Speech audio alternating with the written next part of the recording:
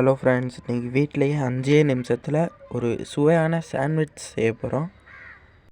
இது வந்து புதினா சட்னி. இதை நான் உங்களுக்கு அடுத்த வீடியோவில் எப்படி செய்கிறேன்னு அப்லோட் பண்ணுறேன். இதுவும் வீட்டில் செய்யணும் மைனஸ் தான். இதுவும் எப்படின்னு நான் அடுத்த வீடியோ அப்லோட் பண்ணுறேன். கேரட் 1 கப்பு, தக்காளி 1 கப்பு, வெங்காயம் 1 கப்பு, குடமிளகா 1 கப்பு, முட்டைக்கோஸ் கொஞ்சம் எடுத்துருக்கேன். நீங்கள் இதில் வெள்ளரிக்காய் கூட கொஞ்சம் சேர்க்கலாம். ஒரு 5 நிமிட்ஸ் மிக்ஸ் பண்ணிக்கிட்டே இருக்கணும். எல்லாத்தையும் மிக்ஸ் பண்ணிக்குவோம். இது வந்து நம்ம ஈவினிங் போல் சாப்பிட்லாம். சூப்பராக இருக்குங்க. வீட்டில் செஞ்சு பாருங்கள். அதெல்லாம் மைனஸ் போட்டதுக்கப்புறம் நல்லா பீட் பண்ணிக்கிட்டே இருக்கணும். ஒரு 5 நிமிட்ஸ் பீட் பண்ணணும். மைனஸ் போட்டதுக்கப்புறம் நல்லா கிண்டிகிட்டே இருக்கணும்.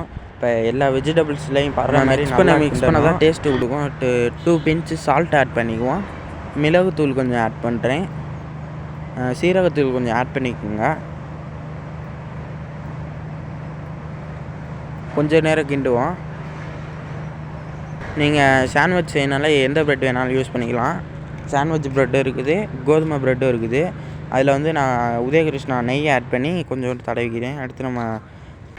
அடுத்து நம்ம ஃபஸ்ட்டு அரைச்சிருந்த புதினா சட்னி கொஞ்சோண்டு ஆட் பண்ணிக்கிறேன்.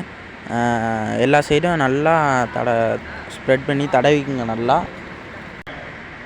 எல்லா சைடும் நல்லா படுற மாதிரி தடவிக்குவோம்.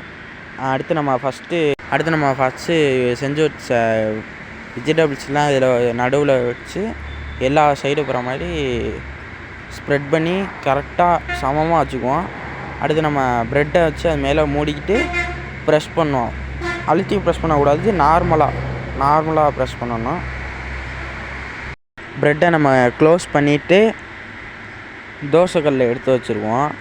தோசைக்கல்லை வச்சுட்டு நம்ம ஆயில் ஆட் பண்ணாலும் சரி, நம்ம நெய்யை ஆட் பண்ணாலும் சரி, கருக விட்டுறாமல் நம்ம வீடியோ எடுக்கிறதுனால பார்க்காம கருக விட்டுட்டேன்னா நீங்கள் அப்படி அந்த தப்பை செஞ்சிடாதீங்க. பார்த்து கரெக்டான ஸ்டேஜில் நீங்கள் எடுத்துருவோம். இதெல்லாம் நீங்கள் உங்கள் வீட்டில் உள்ளவங்களுக்கு செஞ்சு கொடுத்தீங்கன்னா அவங்களாம் வந்து உங்கள்கிட்ட வாங்கி விரும்பி சாப்பிடுவாங்க. இது மாதிரி சமையலுக்குள்ள அப்டேட்லாம் வேணும்னா என்னையை காண்டாக்ட் பண்ணுங்கள். நீங்கள் அவ்வளோதான். இது ரோஸ்ட் பண்ணதுக்கப்புறம் எடுத்ததுக்கப்புறம் சாண்ட்விச் ரெடி ஆயிடும். அவ்வளோதான், சாண்ட்விச் ரெடி ஆயிடுச்சு.